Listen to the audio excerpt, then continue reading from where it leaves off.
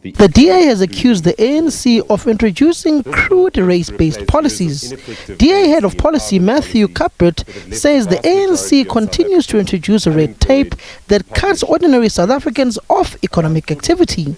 Our Economic Inclusion Bill for All seeks to amend the Public Procurement Amendment Act of 2024 to repeal all race-based preferential procurement provisions and replace them with real empowerment system that targets poverty as a proxy for disadvantage instead of race. This bill aims to create a public procurement system that encourages genuine economic empowerment by offering incentives for tangible developmental outcomes such as job creation, poverty reduction, skills enhancement, and environmentally sustainable practices.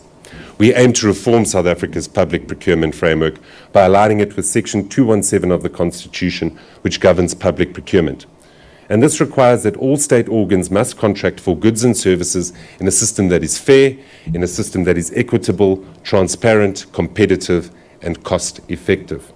Our alternative model aligns with the 17 United Nations Sustainable Development Goals, which serve as a universal call to action for government, business, and civil society to end poverty, address inequality, and create a pathway towards sustainable economic growth by 2030. The bill removes provisions for set-asides, pre-qualification criteria, subcontracting conditions, and local content designations, and replacing these measures with an outcomes-driven system centered on inclusive development and value-for-money procurement.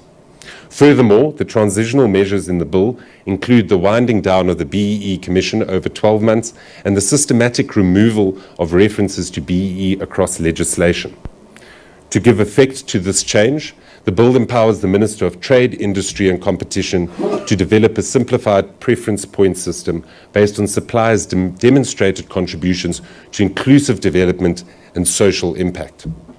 The DA's alternative scorecard comprises three components. Firstly, value for money. Secondly, economic inclusion. And thirdly, disqualification criteria. The value for money component assesses cost effectiveness, technical capacity, and the reliability of bidders, which accounts for 80%.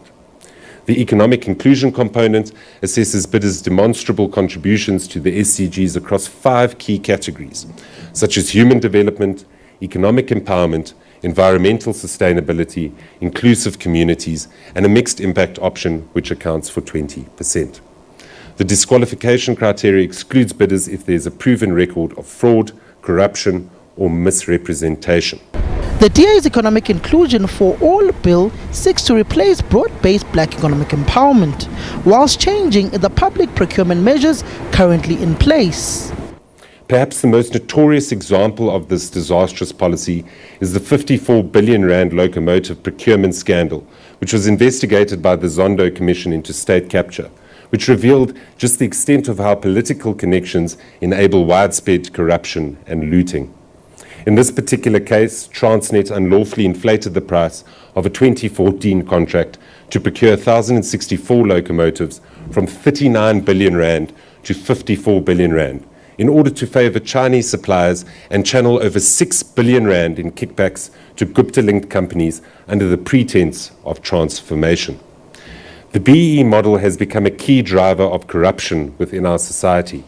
We have witnessed this in the wide-scale looting of approximately 2 billion rand from Tembisa Hospital and the murder of Ekurhuleni Metropolitan Municipality's chief auditor, Mpho Mafole, after submitting a scathing report relating to 1.8 billion rand in chemical toilet tenders. The DA's Economic Inclusion Bill quietly removes ownership, management control and equity participation, with the very pillars of BEE that attempt to shift structural power in the economy for those who were previously disadvantaged. Samkele Masego, SABC News, Johannesburg.